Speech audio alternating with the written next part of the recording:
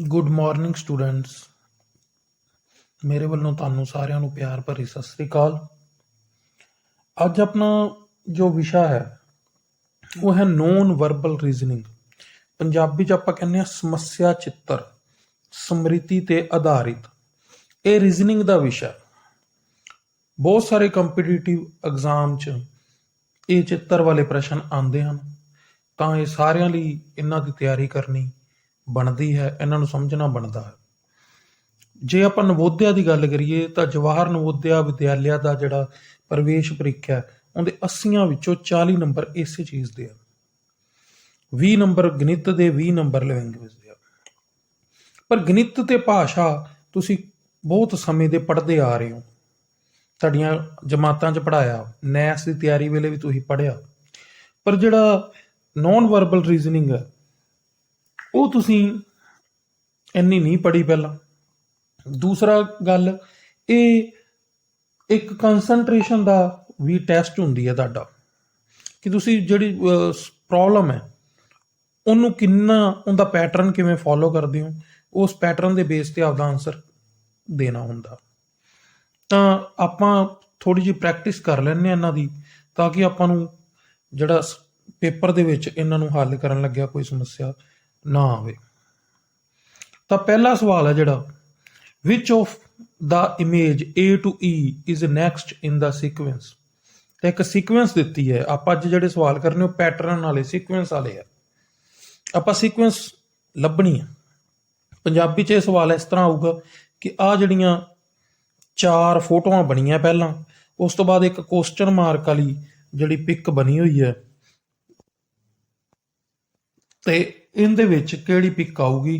ਜਿਹੜੀਆਂ A B C D E ਇਹ 5 option ਹੈ, ਇਹਨਾਂ ਵਿੱਚੋਂ ਕਿਹੜੀ ਪਿਕ ਆ ਜਿਹੜੀ ਕੁਐਸਚਨ ਮਾਰਕ ਵਾਲੇ ਥਾਂ ਤੇ ਲੱਗੂਗੀ। ਤਾਂ ਆਪਾਂ ਦੇਖਣਾ, ਵੇਖੋ ਪਹਿਲੀ ਸ਼ੇਪ ਵੇਖੋ, ਇਹ ਇੱਕ ਚਤੁਰਭੁਜ ਹੈ, 4 ਭੁਜਾਵਾਂ, ਤੇ ਉਹਦੇ ਵਿੱਚ ਜਿਹੜੀ ਹੈ ਉਹ ਤ੍ਰਿਭੁਜ ਹੈ, 3 ਭੁਜਾਵਾਂ। ਅੱਗੋਂ ਇੱਕ ਪੰਜਭੁਜ ਹੈ ਜਿਹਦੇ ਵਿੱਚ 4 ਭੁਜਾਵਾਂ ਵਾਲਾ ਚਿੱਤਰ ਹੈ।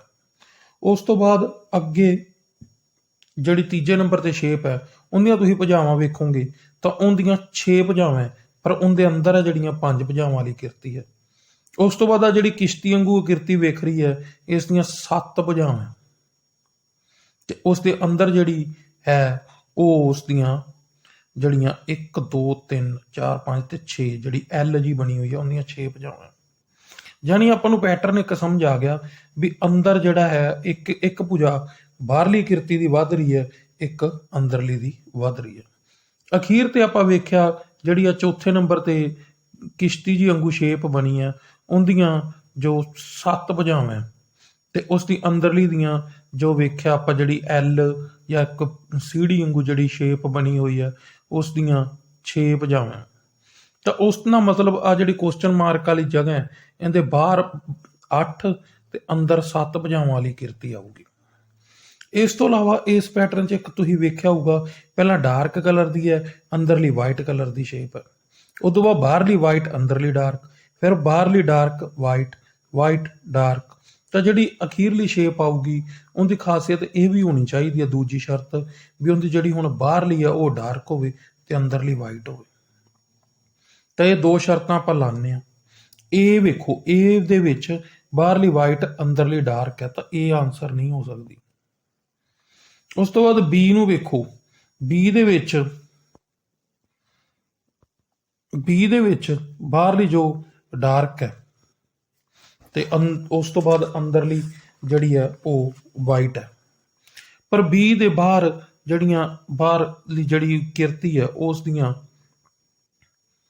8 ਭੁਜਾਵਾਂ ਤੇ ਅੰਦਰਲੀ ਦੀਆਂ 6 ਭੁਜਾਵਾਂ, ਪਰ ਜਿਹੜੀਆਂ ਸਾਨੂੰ ਚਾਹੀਦੀਆਂ 8 ਤੇ 7। ਹੁਣ ਸੀ ਵੇਖੋ, ਸੀ ਬਾਹਰਲਿਓਂ ਗੂੜੇ ਰੰਗ ਦੀ ਹੈ, ਅੰਦਰਲੀ ਜਿਹੜੀ ਕਿਰਤੀ ਹੈ ਉਹ ਚਿੱਟੇ ਰੰਗ ਦੀ ਹੈ। ਤਾਂ ਇਹ ਸ਼ਰਤ ਆਪਣੀ ਜਿਹੜੀ ਸੀ ਪੂਰੀ ਕਰ ਰਿਹਾ ਪਹਿਲੀ ਸ਼ਰਤ ਤੋਂ। ਏ ਨੇ ਪਹਿਲੀ ਸ਼ਰਤ ਹੀ ਪੂਰੀ ਨਹੀਂ ਕੀਤੀ ਸੀ। ਬੀ ਨੇ ਜਿਹੜੀਆਂ ਅੰਦਰ ਭੁਜਾਵਾਂ 6 ਸੀ, ਜਿਹੜੀਆਂ 7 ਚਾਹੀਦੀਆਂ ਸੀ। ਸੀ ਨੇ ਆਹ ਸ਼ਰਤ ਤਾਂ ਪੂਰੀ ਕਰ ਲਈ ਵੀ ਬਾਹਰੋਂ ਜਿਹੜੀ ਡਾਰਕ ਕਲਰ ਤੇ ਅੰਦਰੋਂ ਵਾਈਟ ਕਲਰ, ਪਰ ਉਸ ਦੀਆਂ ਭੁਜਾਵਾਂ ਹੁਣ ਆਪਾਂ ਗਿਣਾਂਗੇ। ਤਾਂ ਭੁਜਾਵਾਂ ਜਦੋਂ ਸੀ ਦੀਆਂ ਗਿਣਦੇ ਆ 8 ਬਾਹਰ ਤੇ ਅੰਦਰ ਭੁਜਾਵਾਂ 7 ਹੈ, ਤਾਂ ਸੀ ਆਪਣੀਆਂ ਦੋਵਾਂ ਸ਼ਰਤਾਂ ਨੂੰ ਪੂਰਾ ਕਰ ਰਹੀ ਹੈ।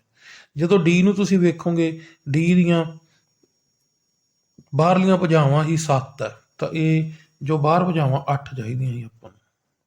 ਔਰ ਈ ਚ ਵੇਖੋਗੇ ਜਿਹੜੀਆਂ ਬਾਹਰ ਭੁਜਾਵਾਂ ਹੈ ਉਹ ਇਸ ਦੀਆਂ 7 ਹੈ ਤੇ ਅੰਦਰ ਭੁਜਾਵਾਂ 8 ਹੈ। ਤਾਂ ਆਪਣੀ ਜਿਹੜੀ ਸੀ ਨੇ ਸਾਰੀਆਂ ਕੰਡੀਸ਼ਨਾਂ ਪੂਰੀਆਂ ਕੀਤੀਆਂ, ਠੀਕ ਹੈ। ਤੇ ਇਸ ਤਰ੍ਹਾਂ ਜਿਹੜਾ ਸੀ ਹੈ ਇਸ ਦਾ ਸਹੀ ਆਨਸਰ। ਅਗਲੇ ਸਵਾਲ ਤੇ ਆਪਾਂ ਚੱਲਦੇ ਹਾਂ। ਤਾਂ ਇਹ ਸਵਾਲ ਨੂੰ ਹੱਲ ਕਰਨ ਲਈ ਵੇਖੋ ਇੱਥੇ ਇੱਕ ਡੰਡੀ ਹੈ। ਇਹ ਸਵਾਲ ਵੀ ਪਿਛਲੇ ਸਵਾਲ ਵਾਂਗੂ ਹੈ, which of the image A2 is next in the sequence ਲੱਭ ਕੇ ਆਪਾਂ ਕਿਰਤੀ ਪਤਾ ਕਰਨੀ ਹੈ ਪ੍ਰਸ਼ਨਵਾਚ ਜਿੱਥੇ ਲਿਖਿਆ ਪ੍ਰਸ਼ਨ ਦਾ ਚਿੰਨ੍ਹ ਵੀ ਇੱਥੇ ਕਿਹੜੀ ਆਊਗੀ। ਤਾਂ ਇਸ ਕਿਰਤੀ ਨੂੰ ਤੁਸੀਂ ਇੱਕ ਪੌਦੇ ਵਾਂਗੂ ਬੁਲਾਓ, ਵੀ ਜੋ ਪਹਿਲੀ ਕਿਰਤੀ ਹੈ ਉਹ ਇੱਕ ਪੌਦਾ ਹੈ। ਪੌਦੇ ਤੇ ਉਸ ਤੋਂ ਬਾਅਦ ਸੱਜੇ ਪਾਸੇ ਇੱਕ ਡੰਡੀ ਹੋ ਗਈ, ਇੱਕ ਨਵੀਂ ਸ਼ਾਖਾ ਆ ਗਈ। ਉਸ ਤੋਂ ਬਾਅਦ ਉਹ ਸ਼ਾਖਾ ਜਿਹੜੀ ਸੀਗੀ, ਉਹ ਸ਼ਾਖਾ ਦੇ ਉੱਤੇ ਹੀ ਇੱਕ ਫਲ ਲੱਗ ਗਿਆ ਤੇ ਨਾਲ ਨਾਲ ਇੱਕ ਸ਼ਾਖਾ ਖੱਬੇ ਪਾਸੇ ਹੋਰ ਆ ਗਈ। ਹੁਣ ਉਸੇ ਪੈਟਰਨ ਦੇ ਵਿੱਚ ਚਲਦੇ ਚਲਦੇ ਉਹ ਜਿਹੜੀ ਆਹ ਫਲ ਹੈ ਇਹ ਗੂੜਾ ਹੋ ਗਿਆ, ਸਮਝ ਲਓ ਆਹ ਫਲ ਪੱਕ ਗਿਆ, ਤੇ ਆਹ ਡੰਡੀ ਨੂੰ ਫਲ ਲੱਗ ਗਿਆ ਤੇ ਸੱਜੇ ਪਾਸੇ ਇੱਕ ਡੰਡੀ ਹੋਰ ਆ ਗਈ, ਯਾਨੀ 3 ਕੰਮ ਹੋ ਗਏ। ਉਸ ਤੋਂ ਬਾਅਦ ਵੇਖੋ ਜੋ ਚੌਥੀ ਸ਼ੇਪ ਹੈ ਉਹਦੇ ਵਿੱਚ ਜਿਹੜੀ ਡੰਡੀ ਪਹਿਲਾਂ ਸੱਜੇ ਪਾਸੇ ਲੱਗੀ ਸੀ ਉਹਦੇ ਤੇ ਫਲ ਆ ਗਿਆ, ਜਿਹੜੀ ਖੱਬਾ ਫਲ ਪਹਿਲਾਂ ਸੀ ਉਹ ਪੱਕ ਗਿਆ ਤੇ ਇੱਥੇ ਖੱਬੇ ਪਾਸੇ ਡੰਡੀ ਹੋਰ ਆ ਗਈ। ਹੁਣ ਉਸੇ ਪੈਟਰਨ ਦੇ ਹਿਸਾਬ ਨਾਲ ਹੁਣ ਸੱਜੇ ਪਾਸੇ ਡੰਡੀ ਆਣੀ ਚਾਹੀਦੀ ਇਸ ਤੇ, ਕਿਉਂਕਿ ਪਹਿਲਾਂ ਖੱਬੇ ਆਈ ਹੈ, ਤੇ ਖੱਬੇ ਵਾਲੀ ਡੰਡੀ ਤੇ ਫਲ ਲੱਗਣਾ ਚਾਹੀਦਾ, ਜਿਹੜਾ ਪਹਿਲਾਂ ਦਾ ਫਲ ਲੱਗਿਆ ਹੋਇਆ ਉਹ ਪੱਕਣਾ ਚਾਹੀਦਾ। ਤਾਂ ਹੁਣ ਵੇਖਦੇ ਹਾਂ ਕਿ ਇਸ ਦੇ ਹਿਸਾਬ ਨਾਲ ਕਿਹੜਾ ਆਨਸਰ ਹੈ ਜਿਹੜਾ ਉਹ ਬਣਦਾ। ਜੇ ਹੁਣ ਆਪਾਂ ਇਹ ਵੇਖਦੇ ਹਾਂ, ਇਹ ਦੇ ਵਿੱਚ ਜਿਹੜੇ ਫਲ ਤਾਂ ਡੰਡੀਆਂ ਤਾਂ ਪੂਰੀਆਂ ਜੋ ਆਪਾਂ ਚਿੱਤਰ ਬਣਾਇਆ, ਪਰ ਇਹਦੇ ਵਿੱਚੋਂ ਵੇਖੋ ਇਸ ਦਾ ਜਿਹੜਾ ਖੱਬਾ ਫਲ ਹੈ ਜਿਹੜਾ ਹੁਣ ਲੱਗਣਾ ਸੀ ਤਾਂ ਉਹ ਹੀ ਪੱਕਿਆ ਹੋਇਆ, ਤੇ ਜਿਹੜਾ ਪਹਿਲਾਂ ਦਾ ਲੱਗਿਆ ਉਹ ਪੱਕਾ ਨਹੀਂ ਗਾ, ਤਾਂ ਇਹ ਇਸ ਦੇ ਹਿਸਾਬ ਨਾਲ ਆਨਸਰ ਨਹੀਂ ਬਣੀ।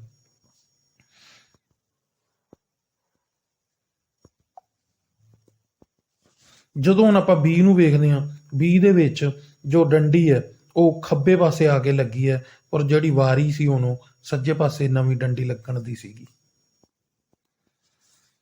ਸੀ ਦੇ ਵਿੱਚ 4 ਫਲ ਲੱਗਿਆ, 4 ਡੰਡੀਆਂ, ਜਦੋਂ ਕਿ ਡੰਡੀਆਂ ਹੁਣ 5 ਹੋ ਜਾਣੀਆਂ ਚਾਹੀਦੀਆਂ ਸੀ। ਡੀ ਦੇ ਵਿੱਚ ਡੰਡੀਆਂ 5 ਹਨ, ਸੱਜੇ ਪਾਸੇ ਵਾਲਾ ਫਲ ਜਿਹੜਾ ਪਹਿਲਾਂ ਲੱਗਿਆ ਉਹ ਪੱਕਾ, ਖੱਬੇ ਵਾਲਾ ਜਿਹੜਾ ਹੈ ਉਹ ਵਾਈਟ ਹੈ। ਤਾਂ ਜਿਹੜਾ ਆਪ ਜੋ ਮੈਂ ਆਪਾਂ ਚਿੱਤਰ ਡਰਾ ਕੀਤਾ ਸੀ ਪੈਟਰਨ ਦੇ ਬੇਸ ਤੇ ਉਹ ਡੀ ਨਾਲ ਮਿਲ ਰਿਹਾ। ਈ ਦੇ ਵਿੱਚ ਵੀ ਜਿਹੜੀਆਂ ਹੈ ਉਹ 4 ਡੰਡੀਆਂ ਦੀ ਥਾਂ 5 ਹੋਣੀਆਂ ਚਾਹੀਦੀਆਂ ਸੀਗੀਆਂ, ਤਾਂ ਜੋ ਡੀ ਹੈ ਉਹ ਆਪਣਾ ਆਨਸਰ ਹੈ, ਆਨਸਰ ਡੀ। ਤਾਂ ਵੇਖੋ ਇਹ ਹੁਣ ਮੈਂ ਮੌਕੇ ਤੇ ਹੀ ਆ ਜਿਹੜੀ ਬੂਟੇ ਵਾਲੀ ਇੱਕ ਉਦਾਹਰਨ ਬਣਾ ਲਈ, ਤੇ ਇਸ ਤਰ੍ਹਾਂ ਜਿਹੜੀ ਇਹ ਸਮੱਸਿਆ ਹੈ ਉਸ ਨੂੰ ਇਹਦੇ ਵਿੱਚ ਪੈਟਰਨ ਦੇ ਵਿੱਚ ਤੁਸੀਂ ਉਸੇ ਮੌਕੇ ਤੇ ਦਿਮਾਗ ਲਾਣਾ ਹੁੰਦਾ, ਇਹੀ ਉਹਨਾਂ ਨੇ ਚੈੱਕ ਕਰਨਾ ਹੁੰਦਾ। ਹੁਣ ਆਪਾਂ ਕੁਐਸਚਨ ਨੰਬਰ 3 ਤੇ ਆਉਂਦੇ ਹਾਂ। 3 ਦੇ ਵਿੱਚ ਵੇਖੋ ਇਹੀ ਤਰ੍ਹਾਂ ਦੀ ਹੈ, which of the image A2 is next in the sequence. ਤਾਂ ਇਸ ਦੇ ਵਿੱਚ ਵੀ ਇਹੀ ਵੇਖਣਾ ਹੈ ਵੀ ਇਹ ਸੀਕੁਐਂਸ ਦੇ ਹਿਸਾਬ ਨਾਲ ਜਿਹੜੀ ਇਹ ਹੁਣ ਕਿਹੜੀ ਡਾਇਗਰਾਮ ਆਣੀ ਚਾਹੀਦੀ ਹੈ। ਤਾਂ ਪਹਿਲਾਂ ਜਦੋਂ ਵੇਖਦੇ ਹਾਂ, ਪਹਿਲਾਂ ਇੱਕ ਗੋਲ ਡਾਰਕ ਕਲਰ ਦਾ ਸਰਕਲ ਹੈ, ਉਸ ਤੋਂ ਬਾਅਦ ਇੱਕ ਤ੍ਰਿਭੁਜ ਹੈ, ਉਸ ਤੋਂ ਬਾਅਦ ਇੱਕ ਕ੍ਰੋਸ ਵਾਲਾ ਚੱਕਰ ਹੈ ਜਿਸ ਵਿੱਚ ਕ੍ਰੋਸ ਦਾ ਨਿਸ਼ਾਨ ਹੈ, ਤੇ ਉਸ ਤੋਂ ਬਾਅਦ ਇੱਕ ਸਟਾਰ ਹੈ। ਹੁਣ ਦੂਸਰੀ ਤਸਵੀਰ 'ਚ ਕੀ ਹੋ ਰਿਹਾ, ਉਹ ਜਿਹੜਾ ਚੱਕਰ ਹੈ ਉਸਨੇ ਆਪਦੀ ਥਾਂ ਬਦਲ ਲਈ। ਇੱਥੇ ਵੇਖੋ ਇਸ ਚੱਕਰ ਨੇ ਫੇਰ ਥਾਂ ਬਦਲ ਲਈ, ਇਸ ਚੱਕਰ ਨੇ ਫੇਰ, ਤੇ ਹੁਣ ਇਹ ਚੱਕਰ ਉੱਪਰ ਚਲਾ ਗਿਆ। ਯਾਨੀ ਇਹ ਜਿਹੜਾ ਚੱਕਰ ਹੈ ਇਹ ਆਪਦਾ ਸਥਾਨ ਬਦਲ ਰਿਹਾ। ਇਹ ਕਿਹੜੇ ਪੈਟਰਨ 'ਚ ਬਦਲ ਰਿਹਾ? ਚੱਕਰ ਨੇ ਪਹਿਲਾਂ ਆਪਦਾ ਤ੍ਰਿਭੁਜ ਨਾਲ ਸਥਾਨ ਬਦਲ ਲਿਆ, ਬਾਕੀ ਸੇਮ ਹੀ ਰਿਹਾ।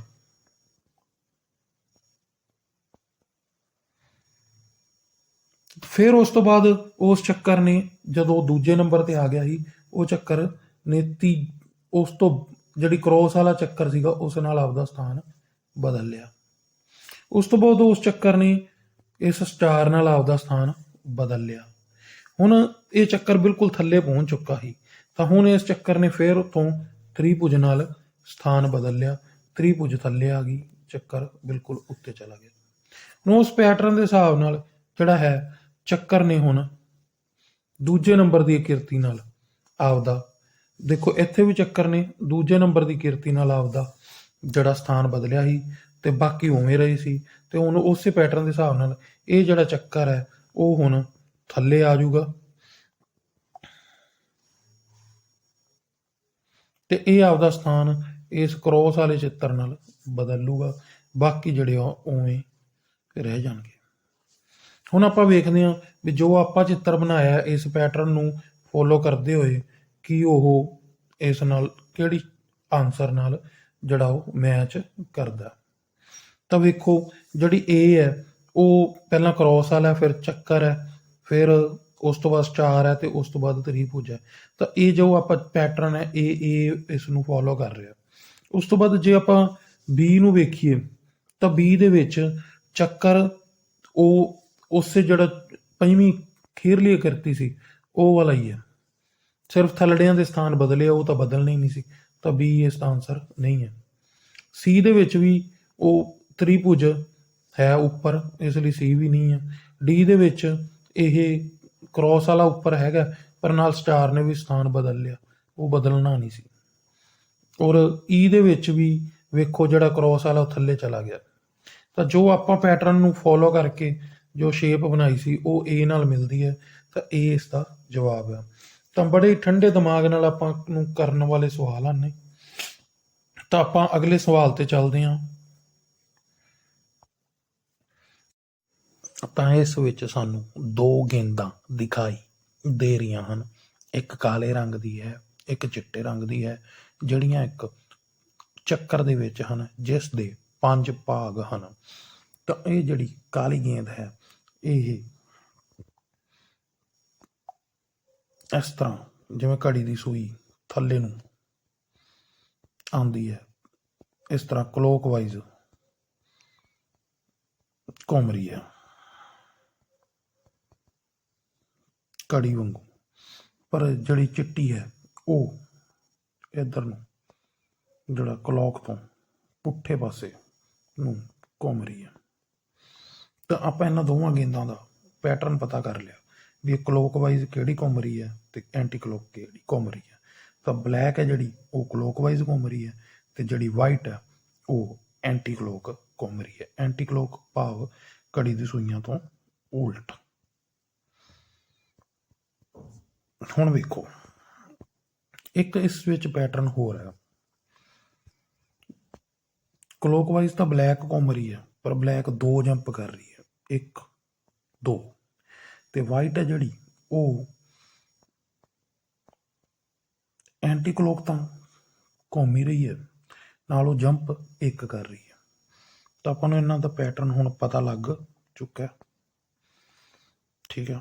ਹੁਣ ਵੇਖੋ ਬਲੈਕ ਨੇ ਇੱਥੇ 2 ਵਾਰੀ ਕਲੋਕਵਾਈਜ਼ ਘੁੰਮਿਆ, ਇਸ ਤੋਂ ਬਾਅਦ ਇੱਥੋਂ ਫਿਰ 2 ਸਟੈਪ ਕਲੋਕਵਾਈਜ਼, ਫਿਰ ਇੱਥੋਂ 2 ਸਟੈਪ ਕਲੋਕਵਾਈਜ਼, ਫਿਰ ਹੁਣ ਇੱਥੋਂ ਵੀ ਇਹਨੇ 2 ਸਟੈਪ ਕਲੋਕਵਾਈਜ਼ ਜਾਣਾ ਸੀ।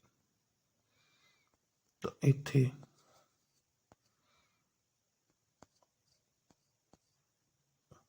ਬਲੈਕ ਨੇ ਆ ਜਾਣਾ ਸੀ। ਹੁਣ ਵਾਈਟ ਹੈ ਜਿਹੜਾ ਉਹ ਐਂਟੀ ਕਲੋਕ ਘੁੰਮ ਰਿਹਾ 1 ਸਟੈਪ, ਤੇ ਇੱਥੇ ਵਾਈਟ ਨੇ ਆ ਜਾਣਾ ਸੀ। ਦੁਬਾਰਾ ਵੇਖ ਲਓ, ਵਾਈਟ ਨੇ ਐਂਟੀ ਕਲੋਕ 1 ਸਟੈਪ ਤਾਂ ਆ ਜਾਣਾ ਸੀ। ਤਾਂ ਉਸ ਹਿਸਾਬ ਨਾਲ ਇੱਥੇ ਹੈ ਜਿਹੜਾ ਵਾਈਟ ਬੋਲ ਨੇ ਆਉਣਾ ਹੈ।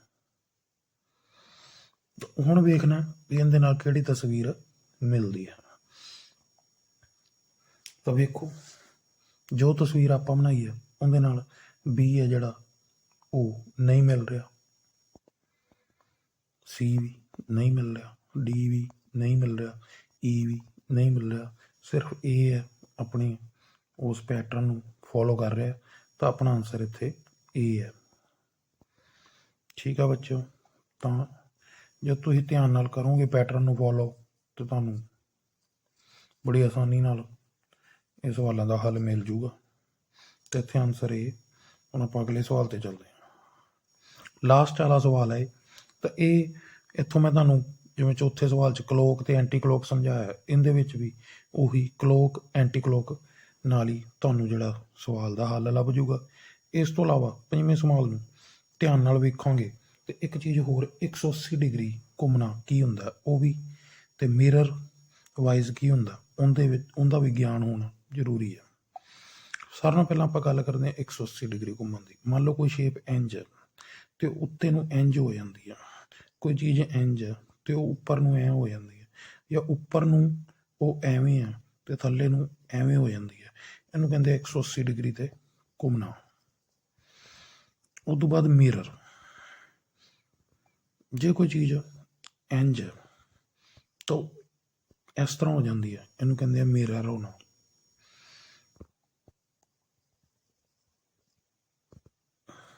हुण वेखो इत्थे पहले नंबर ते एक टी शेप बनी है, फिर एल बनी है, उस तो बाद इस तरह वी शेप बनी है।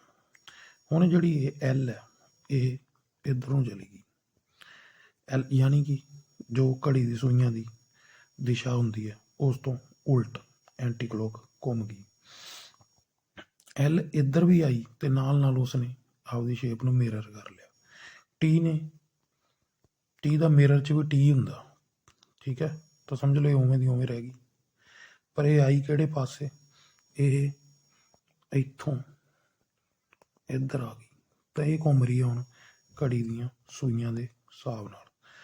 ठीक है, तो जो टी है वो क्लोक वाइज घूम रही है, एल है जिहड़ी वो एंटी क्लोक घूम रही है, ते नाल नाल जिहड़ा टी है एल है वो मिरर भी हो रही है। उस तो इलावा हुण आपां अगले वेखदे हां। टी जो इत्थे दूजे नंबर ते क्लोक वाइज सी वो क्लोक वाइज दे हिसाब नाल थल्ले आ गई इत्थे, और एल है जिहड़ी एंटी क्लोक घूम रही सी वो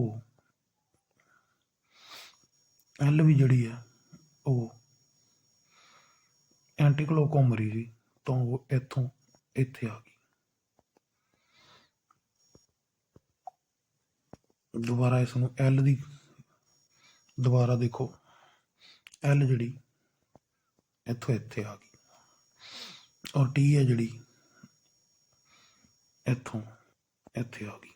ये टी घूमी है घड़ी दीयां सूइयां दे हिसाब नाल, ते एल घूमी है घड़ी दी सूइयां तो उल्ट, और एल ने आपदी इमेज जिहड़ी सीगी मिरर वाइज तो यह मिरर वाइज कर ली। ठीक है, हुण आपां अगली आकृति ते चलते हैं। इस तो इलावा इस च जिहड़ा जदों इत्थे टी ते एल ने इस वी का स्थान ले लिया, तो वी जिहड़ी इंज सी उत्ते नूं 180 डिग्री घूम गई। हुण आपां जदों चौथे नंबर ते चलते हैं तो उस च वेखदे हां, हुण टी नूं आपां घुमाना है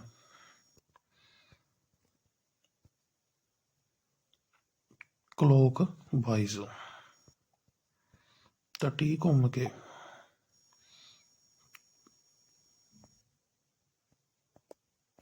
इत्थे आ जूगी घड़ी दीयां सूइयां दे हिसाब नाल, और एल जिहड़ी है घूम के इत्थे आ जूगी टी दे स्थान ते। ठीक है, हुण पर जिहड़ी वी है वो आपदी उस स्थान ते रहूगी। जदों वी ने उस स्थान ते रहना, फिर वी ने आपदे आप नूं 180 डिग्री नहीं करना, तो टी हुण इत्थे आ जूगी। एल आपदे आप नूं नाले तां इत्थे ले आऊगी, नाले आपदे आप नूं जिहड़ी एल है वो मिरर कर लूगी।